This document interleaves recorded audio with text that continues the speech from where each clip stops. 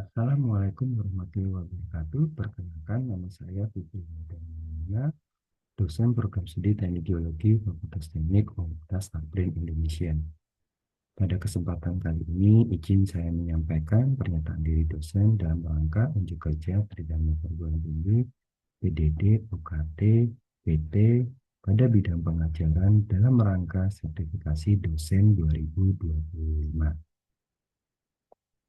Latar belakang pendidikan yang pernah kami tempuh diawali dengan S1 Teknik Geologi, diikuti dengan S2 Magister Teknik Geologi, dan di akhir ini S3 Program Doktor Teknik Geologi. Pengalaman bekerja 2006 sampai dengan 2012, bekerja sebagai konsultan di industri eksplorasi bidang geologi yang berkaitan dengan mineral logam dan non-logam. 2012 sampai dengan sekarang merupakan staf pengajar Prodi Teknik Geologi Fakultas Teknik Universitas Abrin Indonesia. Mata kuliah yang kami ampuh diantaranya ada endapan mineral, manajemen sumber daya mineral, menggambar teknik, bahan gaya industri, metodologi penelitian dan teknik presentasi, geoengineer dan mineral tanah jarang. Adapun yang kami sampaikan pada pemaparan kali ini, kami menyampaikan dua hal. Yang pertama, rencana pembelajaran semester atau LPS. Yang kedua, micro teaching.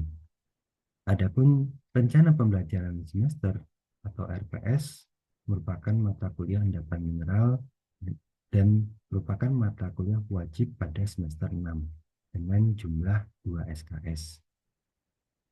Perkuliahan akan kami laksanakan dalam 14 kali pertemuan dengan 1 kali ujian tengah semester dan 1 kali ujian akhir semester.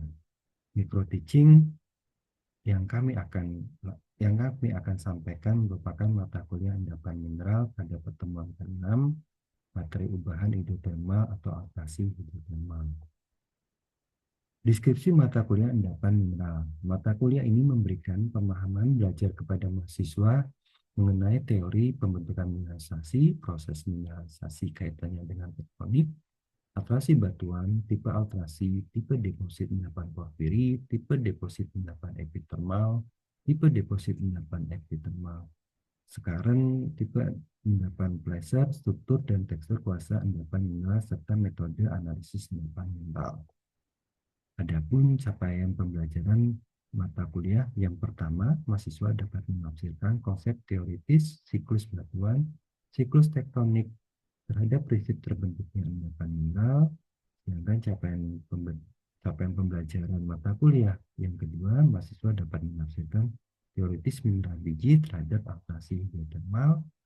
Capaian pembelajaran mata kuliah yang ketiga, mahasiswa dapat menganalisis keterdapatan tipe deposit epithermal, porfiri, sekarang, dan sedek. Capaian pembelajaran mata kuliah yang keempat, mahasiswa dapat menganalisis deposit terhadap kondisi geologi. Pokok bahasan materi perkuliahan yang akan kami sampaikan terdiri dari definisi mineral biji, klasifikasi endapan mineral biji, tektonik dan mineralisasi, alterasi hidrotermal, tipe alterasi, tipe endapan epithermal, tipe porfiri, tipe endapan skarn, tipe endapan placer, serta struktur dan tekstur kuasa pada endapan mineral, dan diakhiri dengan metode analisis endapan mineral. Adapun metode pelajaran yang akan kami gunakan menggunakan metode DAI, Delivery, Interaktif, dan Assessment. Delivery merupakan penyampaian materi pembelajaran dalam bentuk PPT atau PowerPoint dan dalam bentuk video pembelajaran. Pada delivery, kami juga akan menambahkan referensi jurnal dan buku ajar serta materi pembelajaran dapat yang diakses melalui LMS. Interaktif, proses pembelajaran melalui tatap muka dan diikuti di kelas melalui interaktif di LMS, pengamatan mikroskopis di laboratorium, serta tugas kelompok berupa diskusi. Sedangkan asesmen atau penilaian terdiri dari kehadiran, tugas, ujian tengah semester, serta ujian akhir semester dengan bobot penilaian kehadiran 10%, tugas 40%, ujian tengah semester 25%, serta ujian akhir semester 25%. Berikut ini adalah gambaran kegiatan perkuliahan berupa pembelajaran LMS, pembelajaran diskusi di kelas, pembelajaran di laboratorium, serta beberapa referensi diantaranya mengenal mineral megas, secara megaskopis, petrogenesis of metamorphic, serta orgeologi dan industri mineral and introduction.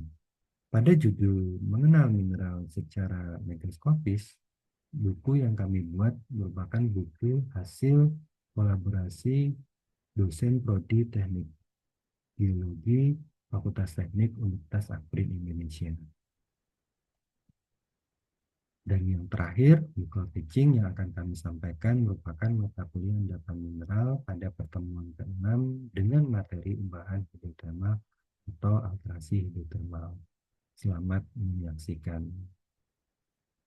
Sebelumnya, Assalamualaikum warahmatullahi wabarakatuh. Waalaikumsalam warahmatullahi wabarakatuh. Selamat pagi.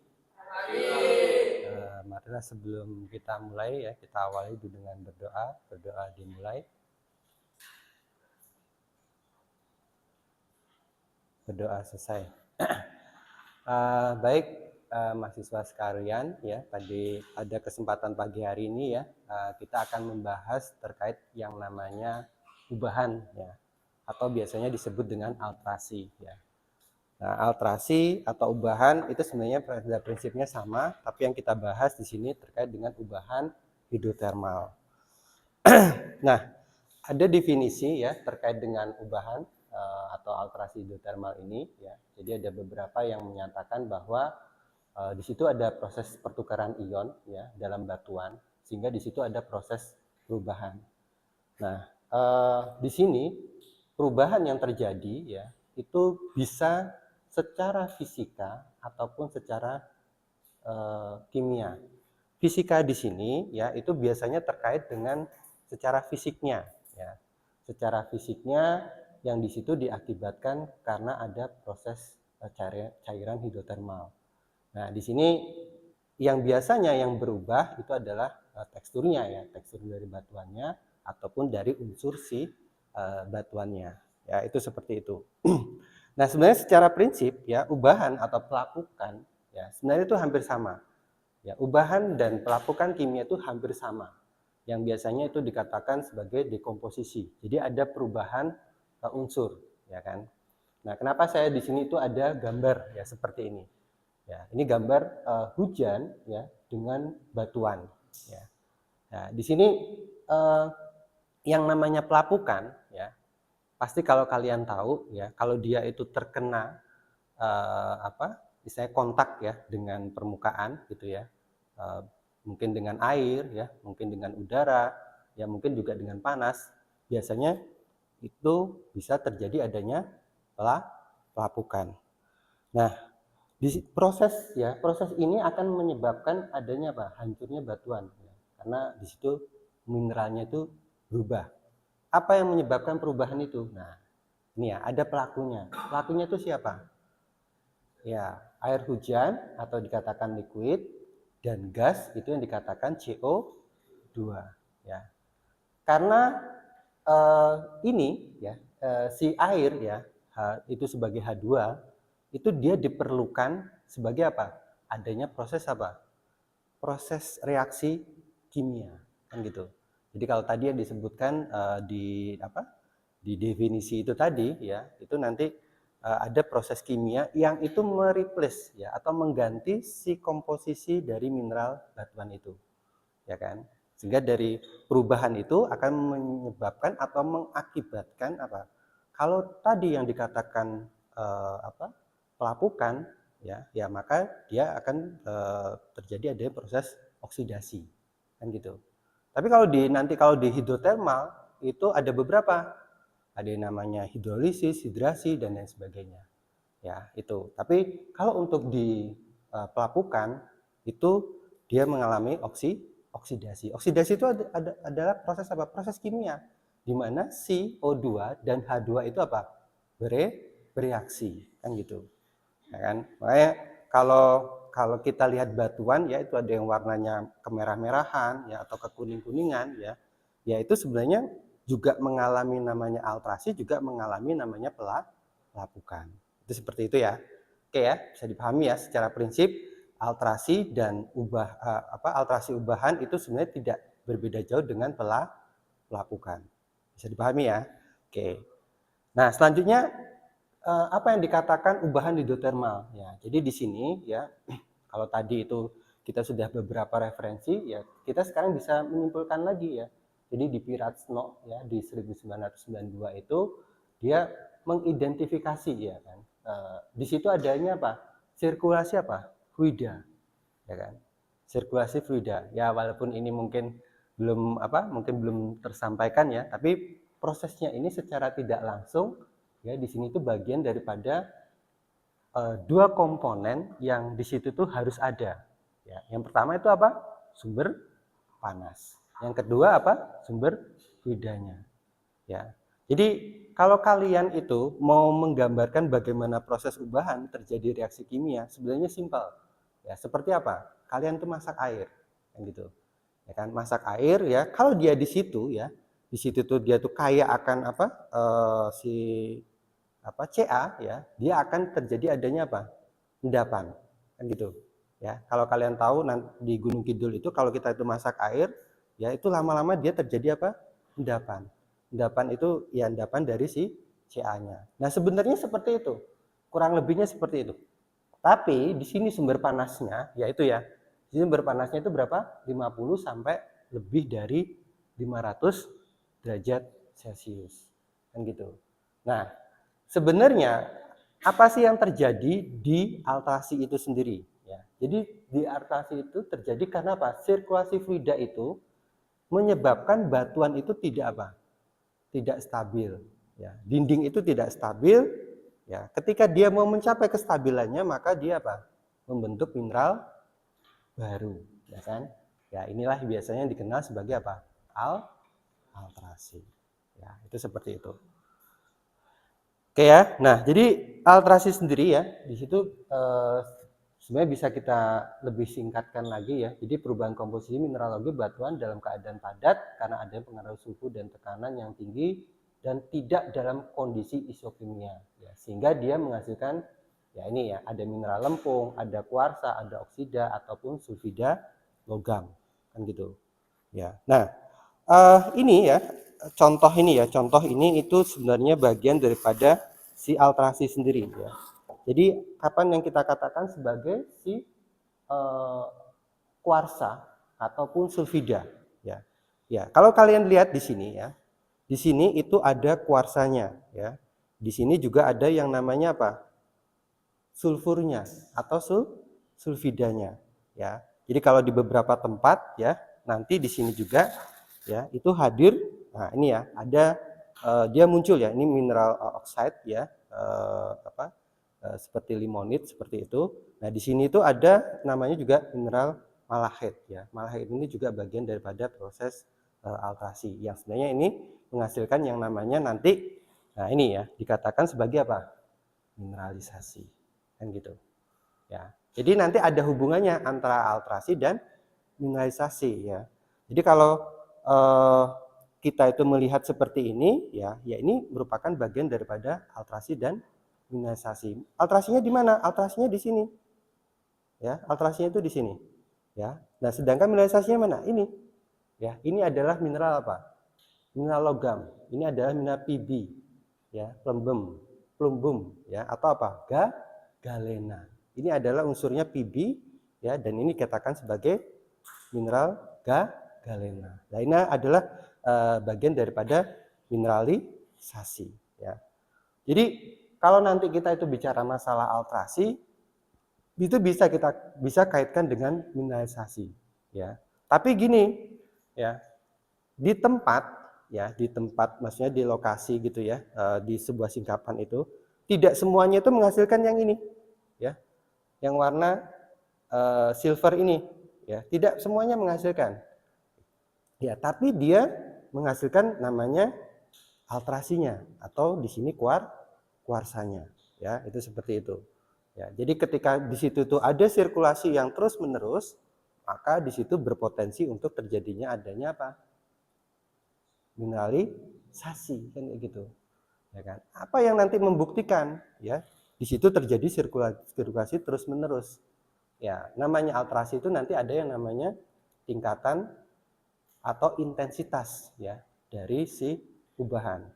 Ada yang mereka itu terubah secara lemah, ada mereka itu yang terubah secara kuat.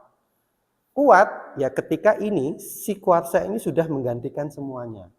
Ya, tapi ketika lemah ya batuan primernya itu masih tampak jelas. Ya, biasanya itu bisa diamati secara apa? Mikroskopi kan itu seperti itu. Nah, ada yang mempengaruhi terhadap kontrol dari si alterasi ya. Yang pertama itu adalah reaksi ya dari bantuan dindingnya. Ya, yang kedua itu perubahan tekanan temperatur dan fase cair ya sebagai penutup dan penindih dengan kemungkinan pemecahan komponen volatil. Yang ketiga itu adalah percampuran cairan ya homogen HCO2, O2, K, S dan lain-lain. Dan ini biasanya kita katakan sebagai cairan supergen atau groundwater ya. Jadi kuatnya atau lemahnya sebuah alterasi ya itu dikontrol yang pertama itu dalam batuan dindingnya. Jadi batuan dinding itu nanti berkaitan dengan namanya mineralnya ya. Jadi kalau mineralnya itu mineral yang non resisten itu biasanya padoka, fosfat dan sebagainya gitu ya. Itu biasanya dia mudah sekali untuk bereaksi ya sehingga dia di situ kemungkinan akan mudah sekali untuk terjadi adanya alterasi kan seperti itu. Nah, sedangkan kalau dia di situ itu ada kuarsa ya. Nah, itu biasanya kuarsa itu mineral yang resisten ya. Nah, itu kalau dia ketemu kuarsa ini ya kemungkinan dia sulit untuk adanya apa? Reaksi kimia sehingga dia di situ sulit untuk terjadi adanya alterasi. Nah, yang kedua itu adanya perubahan tekanan. Ya, jadi kalau tekanan itu nanti akan berpengaruh terhadap apa? Ya, mobilitas dari si fluidanya kan itu. Ini misalnya ya di sini itu ada apa fragmen ya dari batuan ya fragmen batuan atau pecahan dari batuan gitu ya. Nah, terus di sini ada pecahannya lagi gitu ya. Nah ketika nanti fluida ya ini naik ke sini ya atau sampai dia itu melewati ini yang namanya batuan dinding ya. Ini yang namanya batuan dinding ya. Ini yang namanya batuan dinding. Yang ini kita katakan sebagai biasanya wall rock gitu ya. Nah, ketika nanti dia ini masuk ya ke sini ya. Nah, dia nanti akan apa? Bereaksi. Nah, masuknya ini dia butuh yang namanya apa? P atau tekanan. Kan seperti itu. Nah, terus juga dia dipengaruhi oleh apa? Nah, tadi ya, apa? Temperatur kan gitu. Ya. T ya, temperatur gitu ya. Nah, temperatur ini akan mempengaruhi apa? Reaksinya terhadap batuan sampingnya, gitu. Ya, ketika itu ada temperatur, ya, dia tinggi, dia boiling. Ya, boiling itu apa? Ya, kalau kayak air itu umup gitu ya, dia boiling, dia umup, ya maka dia di situ mudah sekali untuk bereaksi, kan seperti itu.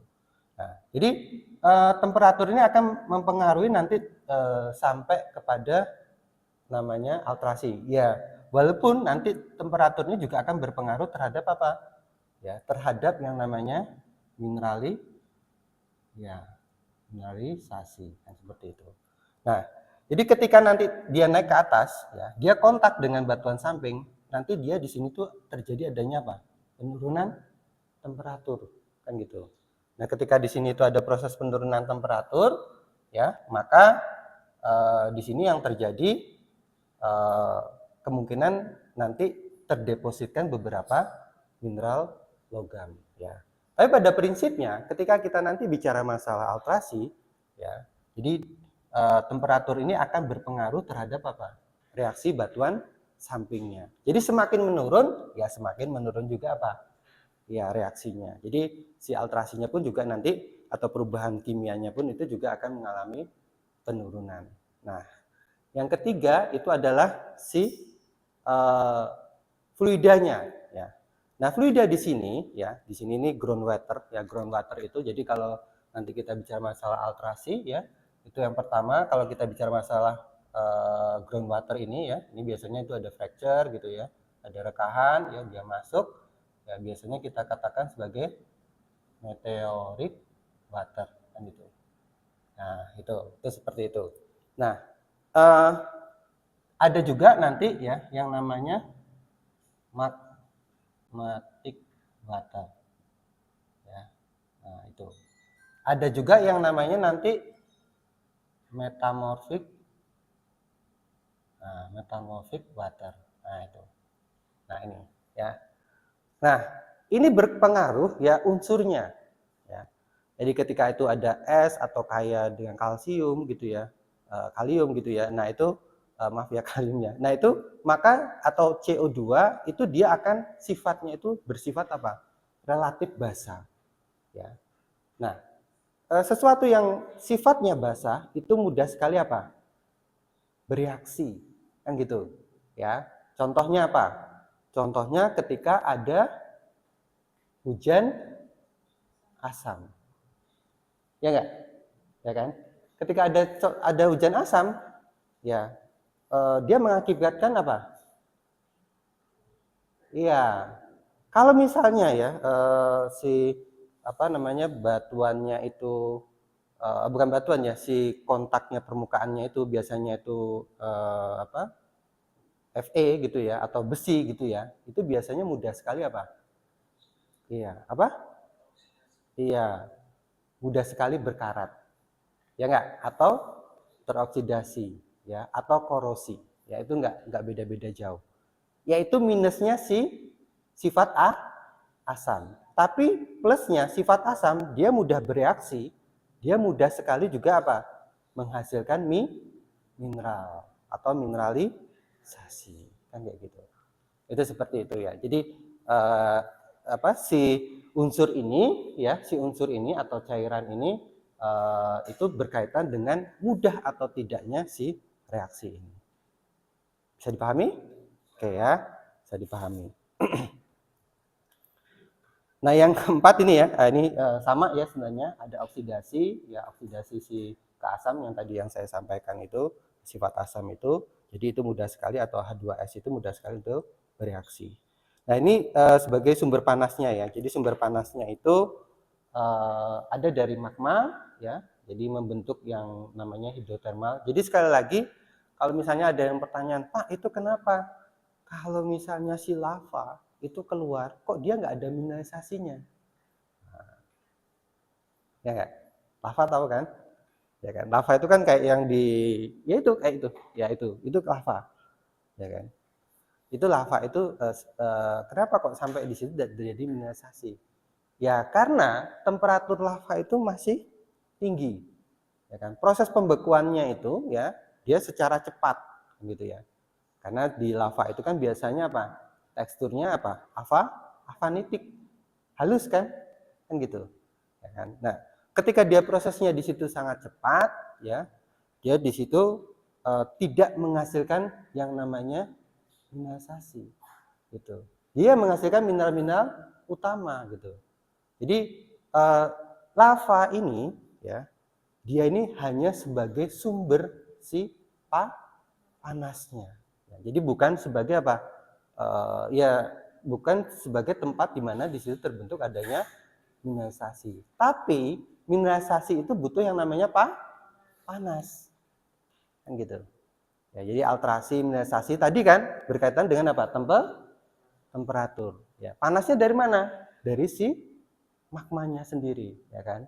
Jadi di sini yang sifatnya itu plutonisme ataupun vulkanisme itu bisa sebagai sumber ya panas dari pembentukan alterasi. Kan tadi udah disebutin ya di awal tadi dua komponen utama. Ya, yang pertama itu apa? Sumber panas dan sumber fluidanya. Nah, fluida itu bisa dari mana? Ya, meteoric water, magmatic water, metamorphic water, bisa juga dari juvenile water gitu ya. Nah, itu bisa dari si fluidanya, itu seperti itu. Nah, ini ya, ini yang tadi yang saya sampaikan fluidanya. Jadi ada apa yang paling utama itu ada magmatic dan meteoric ya. Selanjutnya itu ada apa? karbonat, ada metamorfik dan air laut. Ya, itu seperti itu. Jadi namanya fluida magmatik sendiri ya, dia hanya sifatnya itu ya bisa dikatakan sebagai kantong magma yang sebenarnya di sini itu secara komposisi ya dia mungkin membawa si logam, tapi dia belum mesti menghasilkan yang namanya mineralisasi. Nah, ini adalah contoh ya gambaran bagaimana terjadi atau adanya si mineralisasi sendiri. Ingat ya, poin yang tadi disampaikan, sumber panas dan sumber fluida. Nah, ini nanti sebagai sumber panasnya dan juga ini sebagai sumber fluidanya. Ya, ini nanti kita mau nggak mau ya ketika kita bicara altrasi ya harus juga ada sumber panas dan sumber fluidanya ya. Jadi altrasi dan mineralisasi itu sesuatu yang hampir bersamaan ya kan, tapi dia menghasilkan mineral yang berbeda. Ya, bedanya apa? Kalau altrasi dia menggantikan mineral yang sudah ada, kan gitu. Ya, tapi kalau dia mineralisasi, dia menghasilkan yang namanya mineral logamnya, kan gitu. Nah, ini secara tidak langsung gambaran, ya, gambaran bagaimana terjadinya ada mineralisasi, altrasi itu. Nah, ini biasanya ada skema terkait dengan yang namanya altrasi atau yang tadi yang saya sebut di sini ada apa? Sirkulasi fluida. Ini itu sirkulasi fluida. Ya, ini itu ada sirkulasi fluida. Ya, jadi di sini sirkulasi fluida dari si magma hidrotermal, ya, dia mengalami sirkulasi, ya, sehingga di situ nanti terjadi tadi yang adanya apa? Reaksi kimia. Ini juga sama, tapi ini nanti tipe-tipe dari si depositnya, ya kita nggak bahas ya, tapi tipe depositnya ini ada beberapa, kita nggak bahas di pertemuan kali ini.